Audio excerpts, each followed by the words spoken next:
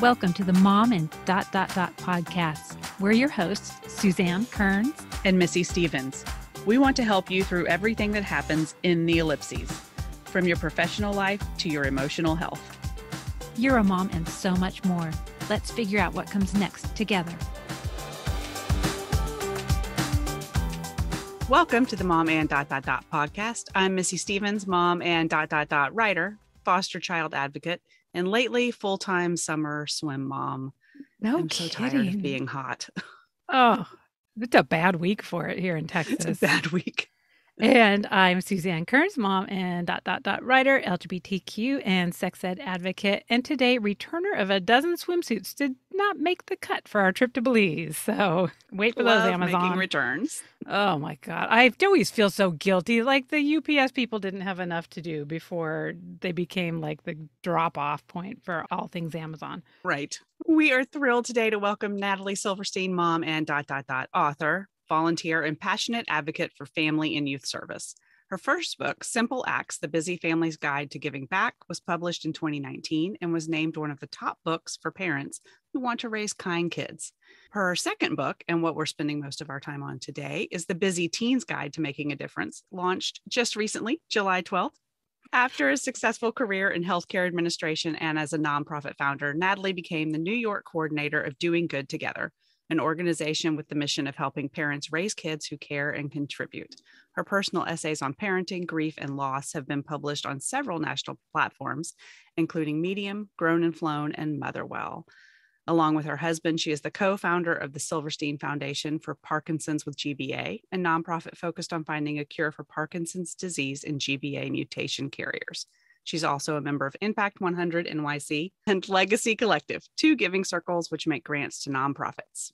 Natalie holds a master's degree in public health from Yale University. She lives in New York City with her husband and 3 teenagers. Welcome. Mm-hmm. Well, thank you so much for having me, Missy and Suzanne. It's such a pleasure to meet you guys. Oh my gosh. And I love so much about volunteering and this idea that you say that everybody has something to give. And I cannot wait to dive into the book, but I know that there's a lot more to you than your book. So is there anything beyond your bio that you can give us a little Natalie 101? Well, I started out, as you mentioned, my career in healthcare administration and a master's in public health. I worked in hospitals. I worked for managed care companies. I was a consultant. I worked for a startup, and it was wonderful. It was, these were my first jobs out of college, and I really enjoyed it. And I think I spent my whole career and much of my life figuring out ways to help people. Right. So that's what drew me to healthcare generally. I didn't want to be a clinician. I wasn't going to be a doctor or a nurse. That was not for me. Blood and bodily fluids were not for me, but until I was a parent, apparently. True. Then you have no choice. No choice.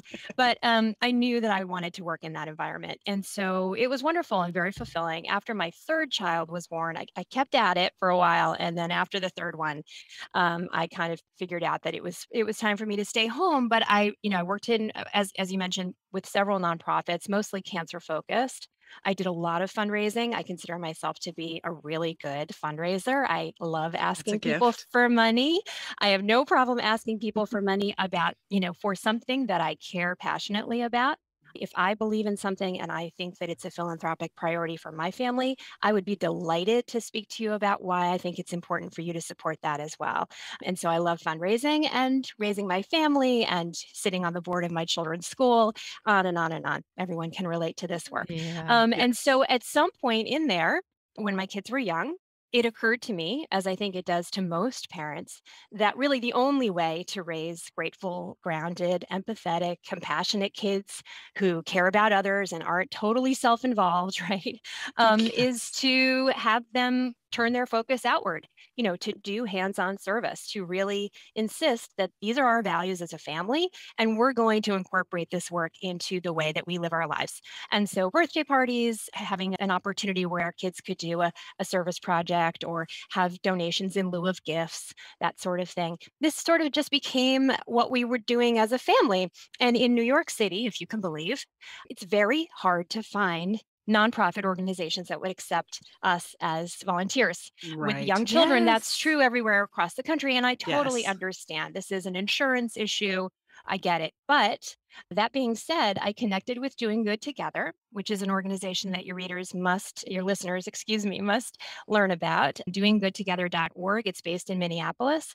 I founded the first sort of regional office, if you will, in New York City, but now they're all over the country. We do not have one in Texas just yet. But so what I do is I curate a listing of family-friendly volunteer opportunities in New York City, and that's pushed out to thousands of subscribers. So that became my passion, and I became that resource. I was the Rolodex of this information for families in our community. That led to speaking engagements, that led to sort of personal consulting. People would call me, where should we donate our items? My kid has a bar mitzvah coming up. What should we do? All of these things. I was like, wow, parents really want this information, and it's just not out there for them. So I figured, I love writing. It's also a passion of mine. And there's a book here, and I wrote it. And that was the first book in 2019. So, it's funny. I found my passion and my purpose, the thing I was meant to do here, aside from raising good people. I found that fairly late in life. My first book was published the year I turned 50. So I don't know. I just think it's just a good reminder that wherever your career starts and whatever path you take, sometimes things fall into your lap, and your lived experience presents these opportunities to you. I mean, that speaks right to our hearts. I That's know what we're every about. bit of that. Yes. I'm like, soak. And I did want to actually throw in for people who live in the Austin area, even though we don't have the organization you were mentioning here, we do have a group that my friend Erica started called Austin Allies. And it really was, because exactly what you said. You think that, there's all these organizations that need all this help, but they do need help, but they don't necessarily want to be managing a bunch of little kiddos, and it's a lot of work for them to figure out what to delegate and what their skills are. And so she does a lot of that work of finding the organizations, and I mean, just making it as turnkey as possible, to the point of even like, come get the materials you need out of her garage kind of thing, and you can do it at home. And that's the truth. I think every parent recognizes that this is important work to do. They probably realize there is stuff out there in the world, but we're all so busy. Yep. And let's be honest, this is going to be pretty low on the list of things that you're going to go out and look for and Google and figure out for yourself. So what I wanted to do, because it was my joy to do this, was sort of package it up in this very easy to use, very actionable, very sort of bulleted, go here, Google this, find these organizations in your community, think about this kind of project. And I put it all together in this very prescriptive, very actionable resource guide. And I hear from people all the time that they just leave it out on the table, and their kids will pick it up and scroll, just kind of flip through it and be like, oh, that looks like fun. Why don't we try that? I love to hear that, because this is what it's about. It's about finding the thing that sparks your child's curiosity and their interest and the thing that they love to do, because if you can figure that out, they will want to do it, and they will want to continue to do it over time. It's not this forcing them to go out and do service. It is something that brings them great joy. Yeah. And beyond just the teenagers, we'd argue that this is really helpful for a lot of our listeners who we feel like stay-at-home moms are this army of potential for doing volunteer work and doing good in communities. But sometimes it is just hard even knowing where to start, knowing what time of opportunities are available and how those match up to your temperament and those type of things. And this book is just so amazing. Yeah. So for any age, really. Yes. Put it on the coffee table for your kids to see it, but then also read through it yourself. It is so, I am the nuts and bolts girl, and it is so like literally, like you said, do this, like it baby steps you and holds your hand through every step of the way. And it is just, it's incredible. Well, I can't wait to get my hard copy to do just that, to leave it out. Because we do service together, but I don't think we've hit upon, especially my older sons, I don't think we've hit upon his passion. And I think they have to figure that out themselves. Absolutely. And so I can't wait to just have the hard copy, and he's a reader, and I know he'll pick it up. Awesome. And this book, the new book that just came out this week is really written for teenagers, which was a little bit of a challenge because I didn't want it to be naggy or preachy or corny. Right. Our teens are, a little tapped out and they have enough people telling them what to do. I didn't want them to read my book and feel like another mom is telling them what to do. So that was a new challenge for me. The first book from 2019, the Busy Family's Guide to Giving Back, was really written for parents because that publisher insisted that it be written for families with children 0 to 10. So I have a Mhm. chapter in there about, your first birthday party that you're planning or a baby shower or, a christening or a bris and how to incorporate service and gratitude, sort of setting this precedent, understanding that the child involved here, I don't know about you, but my kids on their first birthday, they slept through the whole thing. Yes. That party is for you and me, That's right? for Like that you. party That's is for the me. I kept a baby alive for a year Exactly. kind The of. baby falls asleep. I want people to congratulate me. Yeah. However, if you sort of set this tone, like this baby doesn't need anything, maybe we could have, donations in lieu of gifts, or you decorate the tables with something that you might then give away to an organization. Like all of that stuff is just setting a tone. And I think the perspective that I like to share is it's never too early to start this work because I get that question all the time. Mhm. How old do they have to be? My child is six and a half. Do you think they have to be 7? And I'm like, okay, start today. Let's just start today. What could we do today while you're making dinner and the child is sitting at the table doing nothing? You could have a Mhm. stack of paper and some crayons, and the child could be drawing pictures or whatever. And then you could fold those up and make cards and send them to, a nursing home, send them to children in the hospital, whatever. So that book was really for this kind of young families to be Right. inspired to do this work from the get go. But Mhm. now, let's say you have older kids and that has not been the work that you've kind of traditionally done in your family. That's okay too. It's never too late. It's never Yeah. too late. Yeah. And to that point about Absolutely. like writing the little cards and stuff, those I love that you have the kitchen table kindness tips because Yes, there may be some families out there. I mean, we're speaking from a point of privilege. There may be you some that bet. they're like birthday present toys may be the only toys my kid gets That's all right. Right. year. Of But course. but you have so many great ideas about like other things that you can do Hmm. if that is the case where Right. you can Yes. still show Yes. gratitude, you can still be involved Absolutely. and show caring with something that doesn't necessarily have any price tag associated A with it. So I hundred love percent. that you address that so clearly in the book. Thank you. Yes. And I want to pivot a tiny bit. You've spoken some about the challenge that our teenagers are facing, and I Hmm. think families are facing in this COVID time. And you Yes. started writing this book at the beginning of COVID lockdown. We're still in it. Yep. The world is still evolving, and we're trying to find our way through this. And it was really challenging. You said very candidly that at the beginning, finding optimism and talking about this, like, let's go change the world, Right. was really hard. Yes. So, Yeah. how did your own children help you through that? And how did writing this book change your perspective? So, timing is everything in life, right? So this book came Mhm. out, the first book came out in April of 2019. And I had people say to me that day, the day it was launched at the party with the cake and the champagne, like, this is great. I love your book, but my kids are a little older. So I wonder if you could write the same book for teens. And I'm like, could I just enjoy this moment that I, at the age of 50, finally had this dream come true that I wrote this Yeah. book? I But just yes, wrote a book. I just finished it. Could I just have my champagne? But I had teenagers myself. I totally get it. And you Mhm. could make the argument that as sweet as that first book was and as important that as that work is, doing this work with older adolescents, tweens and teens is even more critical as they Yeah. sort of mature into, conscious leaders, people who care, who are curious, who are, intellectually humble, who find issues that they're passionate about. And then how do they harness those things, their talents, their gifts to really make an impact? And so I pitched the idea to a different publisher, a teen-based publisher. They bought it. We signed a contract, and my assignment was to write it from March 1st of 2020 to June 1st of 2020. Mhm. And we all know the rest of that Yep. story. So my daughter came home from her freshman year of college, absolutely Mm. devastated. Oh, My son was a junior in high school. My younger daughter was in the 6th grade. I promptly get sick. We were in the epicenter. We Oh, were in New York City. My husband became ill. This was all of March, basically, poof, gone. So now I have 2 months left. But it's funny, as I wrote in the introduction to the book, slowly, it occurred to me as I looked around, in the words of Mr. Rogers, look Yeah. for the helpers, right?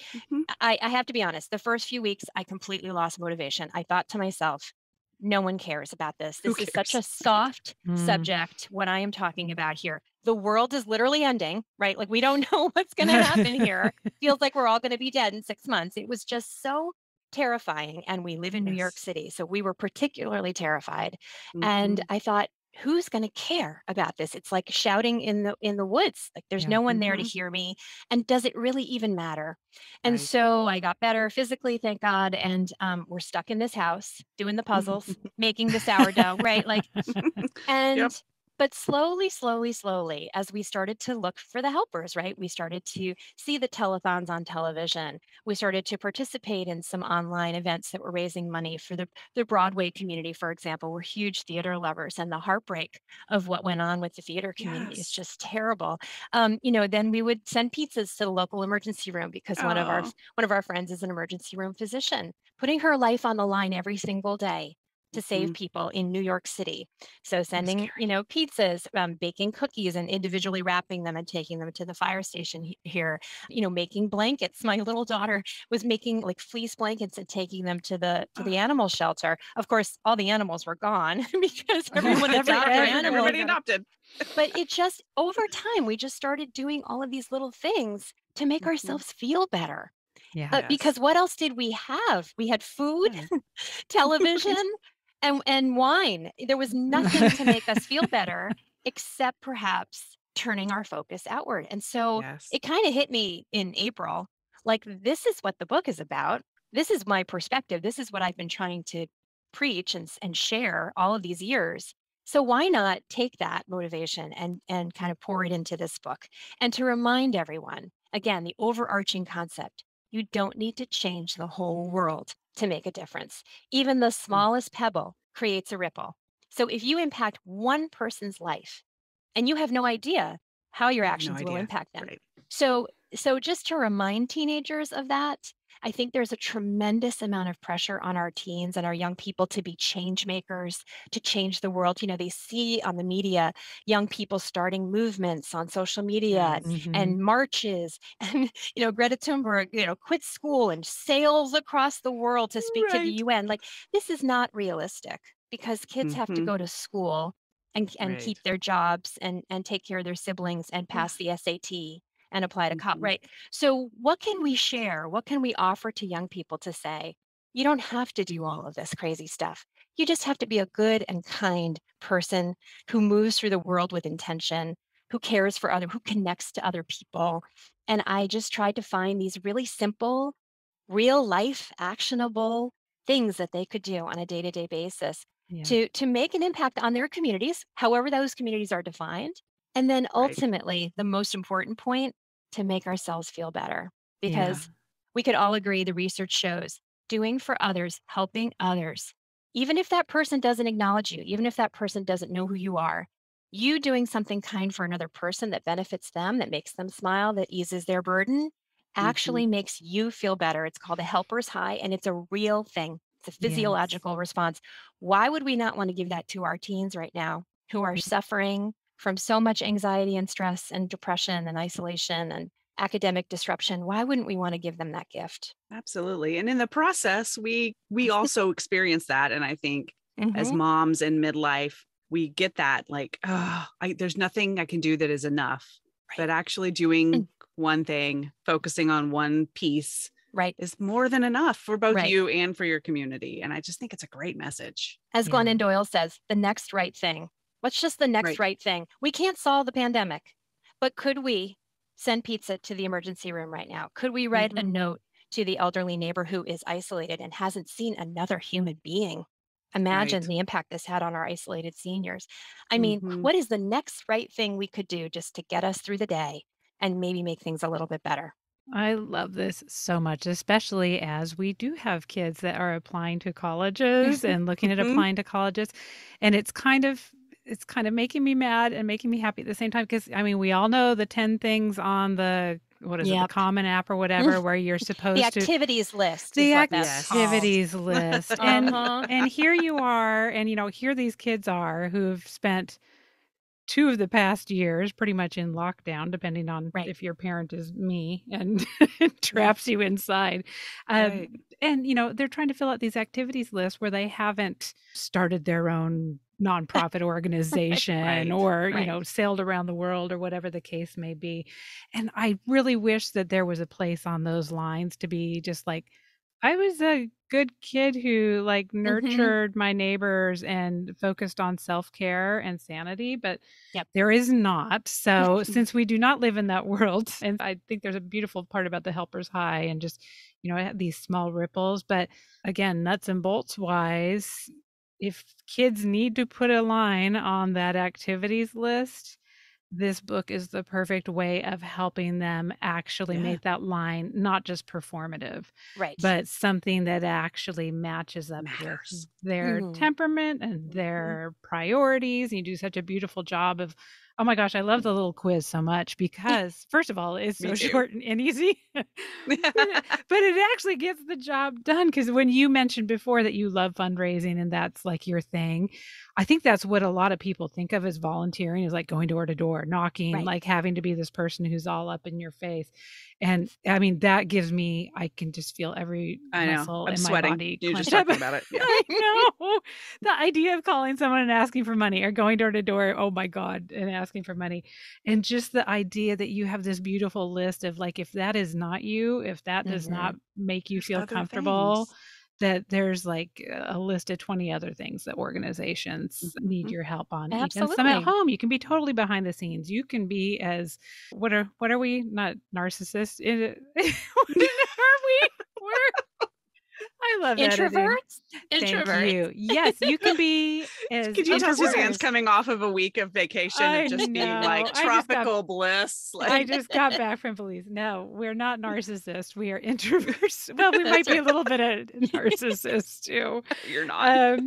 But no, for people who are introverts or, just not super extrovert, there's so many different opportunities and there's so many different things that maybe you didn't even think of that. Yeah, you don't know what you don't know, especially when you're a teenager. Well, and also I think teens tend to say, well, I'm not good at anything. And especially after these last 2 years when perhaps all of their activities, all of their lessons, all of the things that they would have pursued completely disappeared, right? Yes. This notion that, I'm not good at anything. I don't have any talents. I don't have any skills.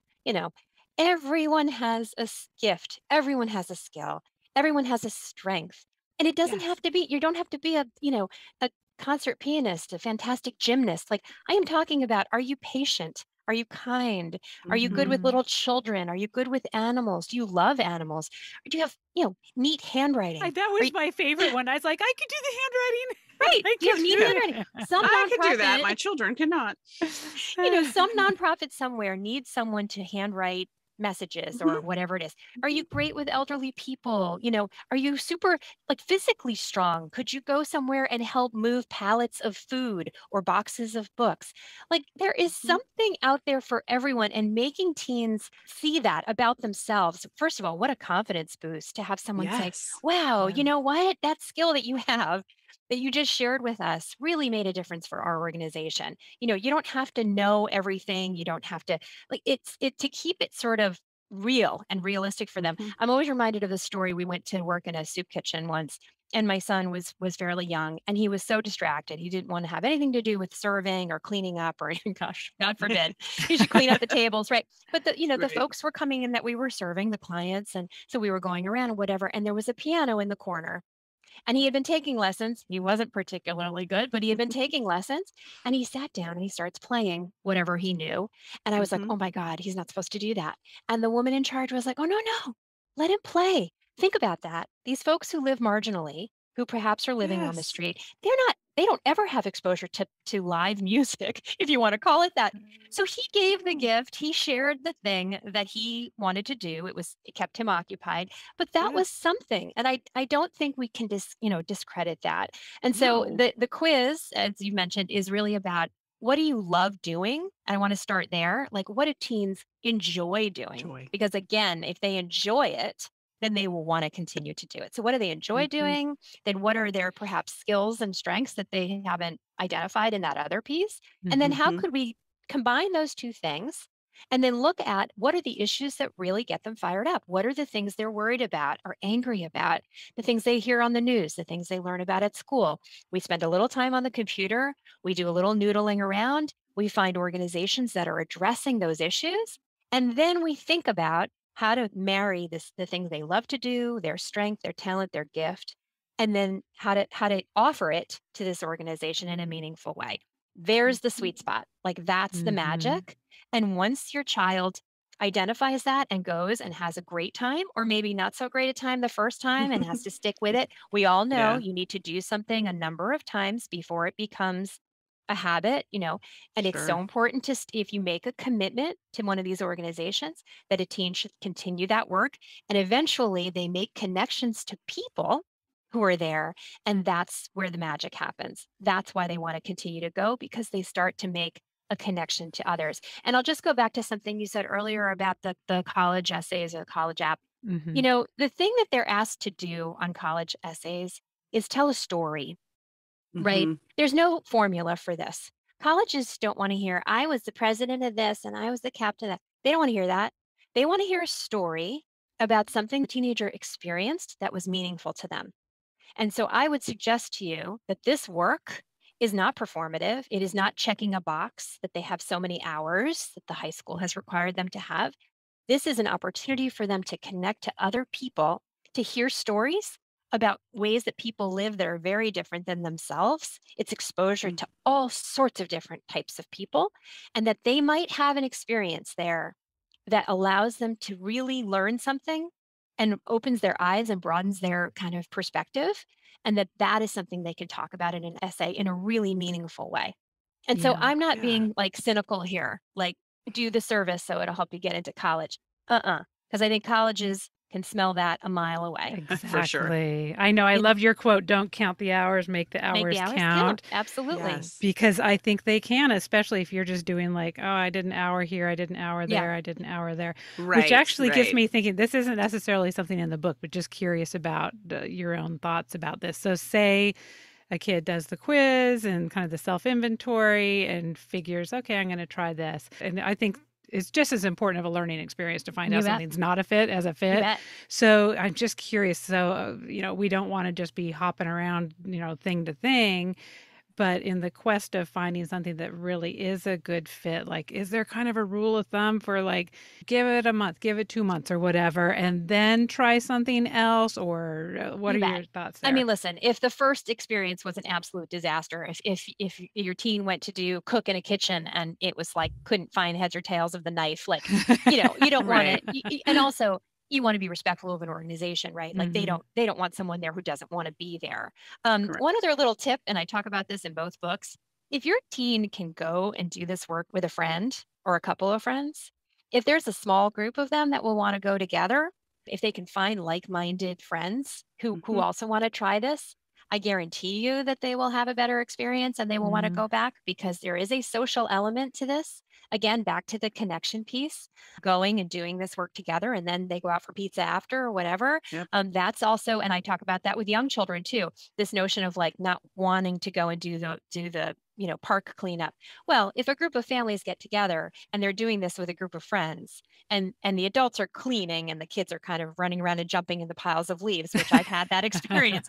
But then Sure. at the end we get to play and have our picnic and whatever. You are Mhm. much more likely to get kids and teens to want to do this. But yes, I think if the initial reaction is I'm very uncomfortable with this, the people I'm interacting with make me uncomfortable, then you don't force that situation.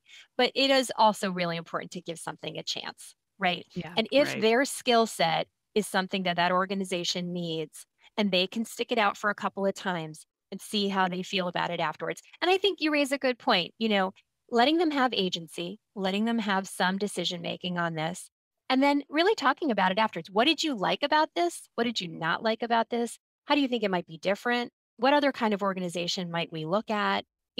Showing them what's out there in the world. Teens don't know, kids and They teens don't don't know. know. There are lots of organizations doing incredible work that I don't even know about, right? There's thousands, hundreds in your community of organizations doing incredible work around particular social justice issues, right? Particular topics or issues, but coming at them from different angles. right? Right. So if an issue is of concern to your teen and they want to do something with it, let them come at it from a couple different angles until something sticks. Yeah. And Yeah. you know what? We should put a link, Missy, into the show notes about the episode we did with Carrying Hope and Foster Village, Mm-hmm. because they outline the variety of things that you can do. Mm-hmm. For Carrying Right. Hope, you can put together a hope pack. That's Of a course. thing that a lot of kids do for birthday parties. You Instead of bet. bringing a present, you bring something that goes into Of the hope course. pack. But Foster Village and Carrying Hope, I think both have things where, I mean, you can just go work in the warehouse. You bet. can, you can deliver things, you can pick up things. So My it can son and I be, are going to do yard work at Foster Village tomorrow. there you go. So Yeah. yeah, there's such a variety of things. So even if it's an organization, maybe that, going through the quiz and assessment matches up with their heart, and they're like, oh, I really did not enjoy the washing the poopy dog blankets part, but Right. but I would really love to go wheelbarrow the dog food donations in Yep. somewhere else. So there's just, it doesn't have to be that you write off that entire organization. It could 100%. be that there's just another need that you can fill there. Yeah, and I'd Absolutely. really argue that for moms too, since a lot of our listeners are looking to pivot into doing something different, whether it's a volunteer or even for work, something like that self-assessment tool, and then working through this with your teen is really eye-opening for yourself too. We Mm-hmm. started this whole podcast to get to know ourselves better, and in Mm-hmm. the process help our listeners get to know themselves better as well. And I just think, yes, this is about your teens and your book is really targeted at them, but there's so much we can learn from this too. And 100%. And again, back to this issue of, doing this work makes us feel better, getting out of our own heads, sort of staying so connected to our important. essential humanity. After these last 2.5 years, I don't know about you, but we all need this connect. We need connection to other people. And so Yes. whether that's, an elderly neighbor that you've sort of adopted through the pandemic because you had to get their prescriptions and you had to go to the grocery store, and now your child, your teenager is shoveling the snow, not for you guys, but Hmm. shoveling the snow where I am, Yeah. or helping out when there's a problem. These relationships, those are really transformative for both the Very. senior and for the teen. I think they have a Yeah. lot to teach each other, and you and your own relationship with these people. We have so much to learn from our Yes. elderly. And again, these are anything that your teen does like this. I think it comes down to either the people they meet who work at the organization, the other friends that they take with them, that they kind of create this bond around this work, or ideally, I think the ideal scenario is always doing service where you have a true kind of partnership with the folks that you're helping, so Hmm. that your kids can Hmm. actually see and feel and respect and understand that everyone is deserving of dignity. And I always say this too when we're talking to younger children. I think teens need to know this too. Right now, we are in a position of privilege such that we can give service, we can help someone Hmm. else who is in need, whatever that need is right this minute, because someday, probably pretty soon, we will be in need of help ourselves. This is a quid pro quo here. Like there is no Yes. us kind of coming in and saving and being the safe. No, we are Right. we are helping. It's a privilege for us to help right now because we are capable. We have the resources, their time, or whatever. So we're able to do this right now. No big deal. Because at some point in our lives, we're going to be in need of help and someone else is going to come to our assistance. And so I think that's all really important. Those are just perspectives that you have to have. It's not like Yes. we're going to go out and do service on Sunday and we're really going to save the world. No, it's just Mm-mm. our privilege, Hmm. our pleasure to do this work because someday someone's going to do something nice for us. Yeah, I think it's a great take on just that's how we should live our lives. Right. Yeah. Right. Yes. I really just I love how you wrote the book. I love the points And of the me too. book. Again, as I've been mentally struggling through the 10 points on the common app activities list and how much it doesn't define the goodness of a kid and Right. It like really and their doesn't. worth So true. It and really nail doesn't them show the down. whole kid. Right. It doesn't show the whole kid, but just knowing ahead of time, like in those early teens, that this is going to be something that, a Hmm. team of college, if that is the route that your family chooses and your child chooses, will be looking at, to really take that time to make it as meaningful and heartfelt as possible. And Yeah. So it can be something that it's just not an hour here, an hour there, just to Well, fill out a exactly. And spreadsheet and get signed consistency. off. Right. I think you said that, if you haven't, tried this and you tried that, that doesn't, they need to find the thing and then Yeah. stick with Mm-hmm. it, and Mm-hmm.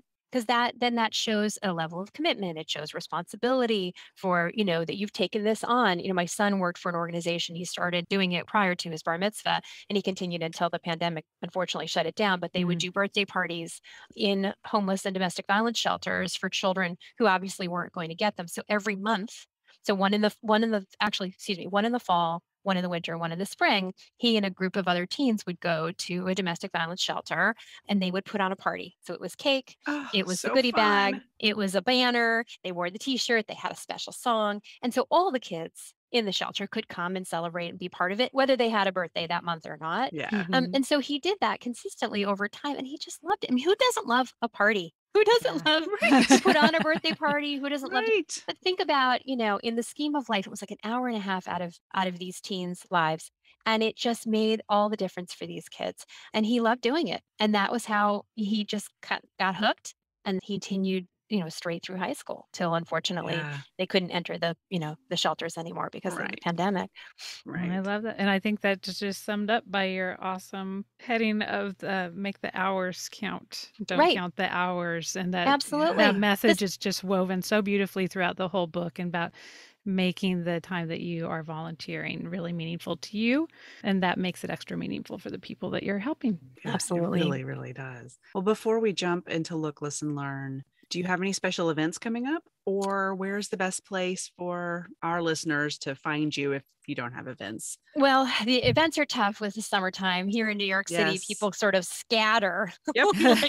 like roaches when the lights go on. The summertime, people get out of there as Out. quickly as possible. But people can find me on Instagram and Facebook at Simple Acts Guide. So I Okay. like to post things about organizations that I support and volunteer work that I'm doing, and I amplify other really wonderful stories. Right That is now, it's all good. about the book coming out this week, but Simple Acts Guide.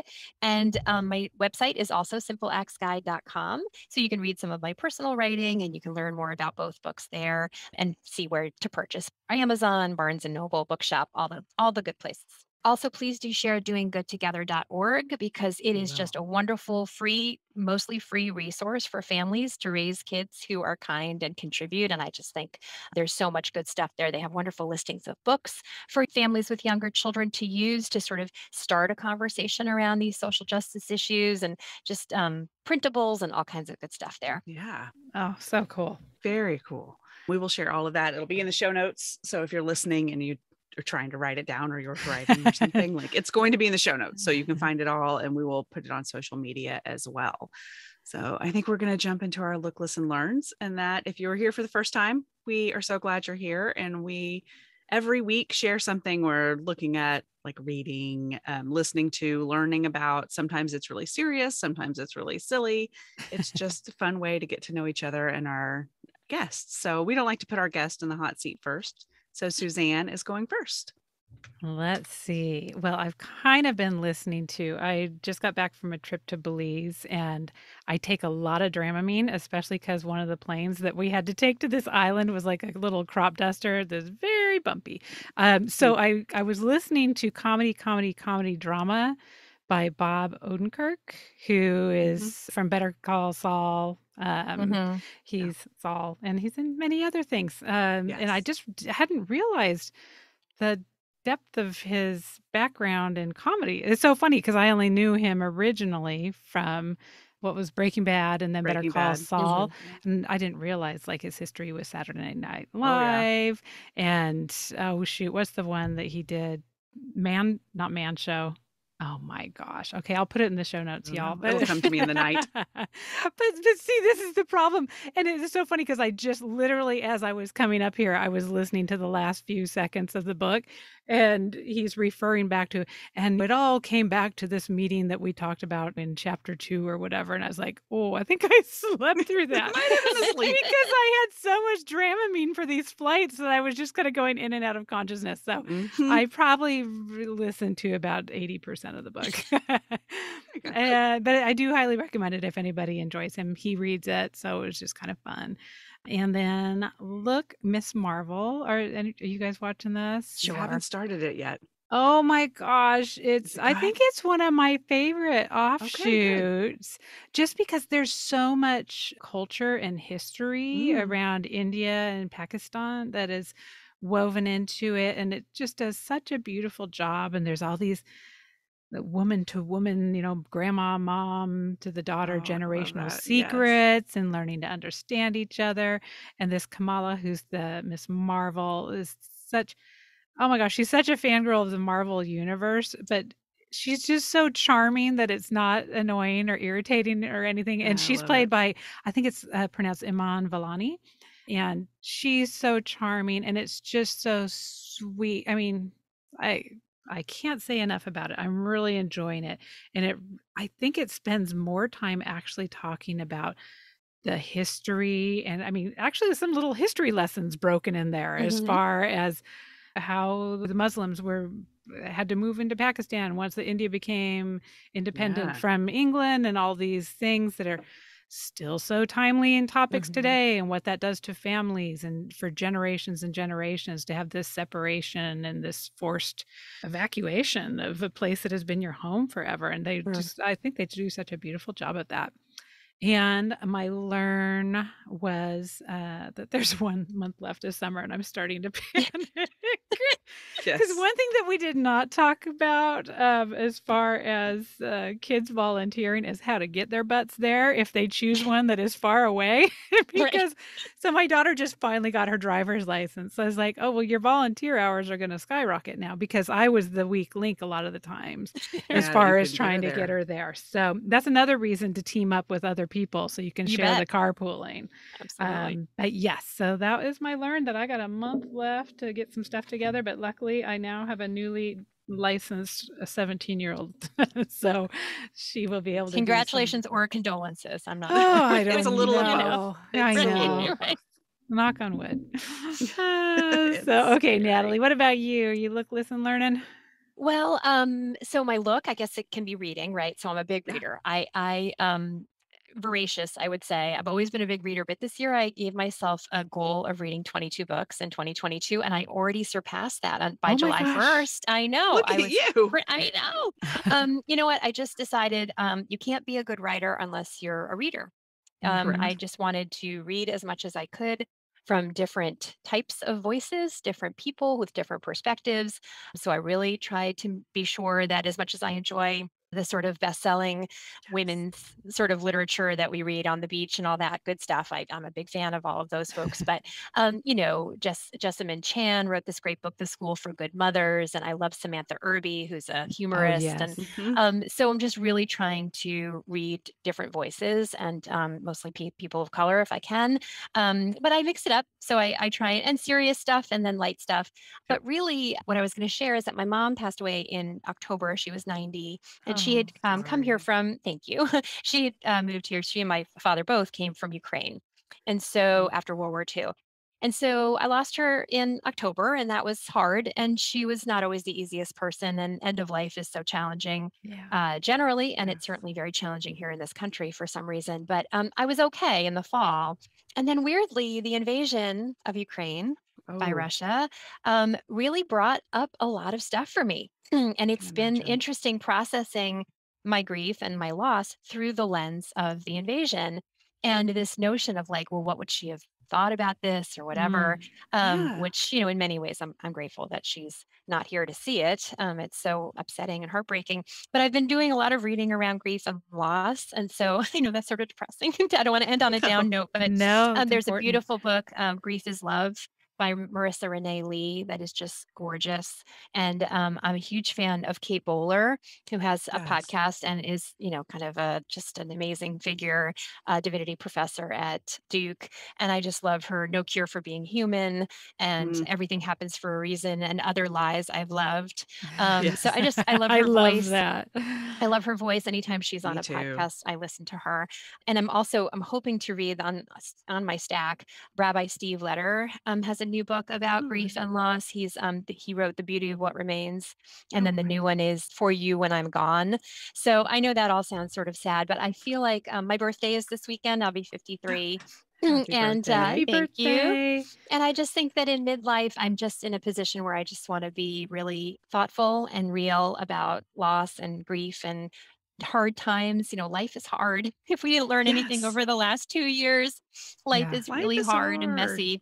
And I just want to be really authentic and I don't want to have sort of surfacey conversations about this stuff. I really want to think deeply about it and talk to other people who want to be honest and vulnerable about Ugh. these topics. So that's where my head is sort of at. But I do read a lot of, fun, light romance stuff too to keep it fun. And in I like terms of to alternate every other yeah, one. Like I do I something think kind of that's heavy and then yeah. super important because we don't want to be like a downer all the time. But I also can't do the romance stuff. Like I did like 3 like light romantic books on vacation recently in a row, and I was like, okay, I'm done with the Done. Yeah. romance. I can't do the Yeah. romance anymore. And then in terms of listening, I don't know if you listen to Kelly Corrigan Wonders, but she is one of my favorite authors. She's a memoirist, and Yeah. she started a podcast over the pandemic, and it just always makes me think. And she has wonderful guests, and it's very hopeful and optimistic. And she has a similar worldview about service to others and why we're here on this planet. And so she always makes me think. And so she has 3 different types of episodes each week. So I never miss those. Kelly Corrigan Wonders. It's great. Oh, All wonderful. right. I need to put that on the list. I I do like Carrie know. Corrigan. I haven't listened to that before though. And have you learned anything? Oh my gosh. It sounds like you're I learning a don't think lot. so. Yeah, you're learning all the time. Yeah, all the stuff you're I looking at, you're learning a lot. I cannot identify one specific thing I'm learning except I think that this book, Grief is Love, which is really beautiful. Again, Marissa Renee Lee is her name. She lost her mother like 13 years ago or something. And so she felt compelled to write this book to remind everyone that grief, there is no getting over it, and there's No. no linear path, and this notion of like the stages of grief. And that actually is incorrect. The Kubler-Ross Yes. stages of grief, those Mm. were written for the person dying. And we've Uh, misinterpreted those all these 50 years to hours. suggest Yeah. that it's ours as the Oh. grievers, that we denial, whatever, anger. That has nothing to do with grieving. That has to do with a person who's dying. Oh, well, I Dying. just learned So something right there. so there There you you go, go. right? Right. And she just really gave me permission to feel differently about grief and loss. And so I'm just learning about all of this stuff. I lost my dad 20 years ago, but it was a very different situation, and I had young Mhm. kids and whatever. So I'm really processing this stuff more now, and I'm grateful to have really wonderful voices. I just don't think we've talked about this as much in the past. Maybe these No. last 2 years have brought these issues out to the forefront, and Mhm. I think it's all for the good. I agree. I agree. I think we're learning a lot about how to talk to each other Yep. about these things because we've Yeah. all just been faced with And to it. And kids the and to kids, they children. Yes. And need, yes. right, they need to know life isn't all ice cream and movies and fun. Like Yeah. life No. is hard. Yeah, their childhoods, unlike so many before them. Mhm. Not that other generations did not experience trauma and war, but I just think these children have experienced such a sustained amount of time where life has been upended. Yes. And so we need to be able to talk to them about it. And I love the image. I'm sure you've seen it on social media where it talks about grief doesn't go away and grief doesn't shrink, but we Mhm. grow around grief. So it's Right. this image of like grief as a circle Yes. and the person around it, and the person gets bigger, but the grief stays the Right. same size. So I think for so long in our lives, we've heard this language around it of like, it gets better, it gets Right. easier, Get over it goes it. Right. away, get over it. And Right. that's not the case at all. Your Mhm. grief is always there. Right. And if you It just don't morphs. have, And maybe it changes, morphs. and maybe it moves in the back front and then it goes to the forefront. And the Right. other thing that Marissa Lee says is grief is just unrequited love, right? It's Mhm. there's no place for your love to go because the person Mhm. is no longer with you. And there's no you can't have that person's love in return. It's just unrequited love. But the love doesn't go away. The love is still there, right? The relationship is still there. It just changes. It morphs into something else. Actually, remember I went on a speaking engagement for the first book down to Florida, and I was speaking at a temple, and I spoke to the rabbi who had invited me, and I said, I was making conversation like you do. And I said, do you have children? And she said, I have two. I have my son that's here with me, and I have a son who is in the spiritual world, or in another world. And so she spoke of her son, whom she lost to a brain tumor, that he was still very much with her. So she has these two sons. One of them happens to live with her on Earth, and one of them lives on another plane. And so she continues to be his mother. I was taken aback by that. Not to end on a sad note, but that's a really beautiful way that is such to reframe the loss of a child. Yeah. And so many of our listeners are in that sandwich generation. So I think that that's going to be important. Someone out there is hearing what you're saying, and I think it's going to be really important for them. And I hope they buy Marissa's book because it's beautiful. Yeah. We'll put it in the show notes for sure. I love it. And we just got a few minutes left. So Missy, do you have some lesson learns too? I do. I'll just do two and talk fast. But my first read, I think I mentioned this on an episode, but I hadn't read it yet. And I have now read Bomb Shelter. Oh, so good. I'm reading it too. I loved that. Oh, it's not here because it's on my nightstand. It is. Laugh out loud. Laugh out loud and cry. And my breath was taken away multiple times. She talks a lot about loss and phases of life, beginnings and endings. And I don't think a chapter went by where I did not connect on a really visceral level. It was something that really connected with my life. And I want to write her a really long letter, and I think I might. It might be weird, but I think I might do it still. No, it's so good. We should totally have her on. I would like to invite her on. And there's so much in here that I think we could talk about would really resonate with the mom and ... ness of life. And so that I have read and actually reread part of it recently. Like, it's just so good.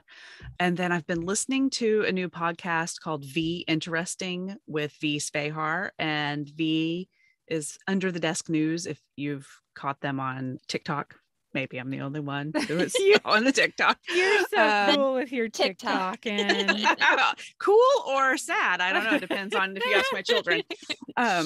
But V is with the LA Times and does this Under the Desk News segment on TikTok that is just, it gets right to the point, tells you what's going on that day. They also do Good News Only Thursdays, but now they have this podcast that just kind of talks about things going on in the world. The other day, they had shopping tips for the farmer's market. They have had really interesting guests. That we talked about space the other day, and I love it. I learned something every time. That's my listen and my learn for this week. I learned something every episode. I wait for the episodes to pop up in my podcasting. Good for that right now. Cool guests and just cool topics. And so I highly recommend V Interesting. It's from Lemonada Media, but you can get it on all the podcasting platforms. And that's me. Just write it down. Well, we're all going to jump off because everyone has places to go, but we loved this conversation. Thank you. Thank you so much, guys. I could have talked to you forever. Thank you so much. This was such a pleasure. It really was. I hope everybody goes out and gets both books. Yes. Thank you. All right. Have a great rest of the day. It's good talking with you. Thanks. Bye, y'all. Thanks, Suzanne. Thank you. Bye-bye. Thank you so much for joining us for the Mom and ... podcast. We hope you enjoyed today's show. And if you know someone else who could benefit from the episode, please be sure and share it with them. And while we're begging, please subscribe and rate us wherever it is you listen to podcasts. You can find links to all the things we discussed today in our show notes or over at our website, momandpodcast.com, with the A-N-D spelled out. In between shows, find us over at the socials, including our private Mom and Community Facebook group. The links to that group and all of our socials can be found at momandpodcast.com. Thank you so much for your support. We appreciate you more than you know. Now go out there and make your ellipses count.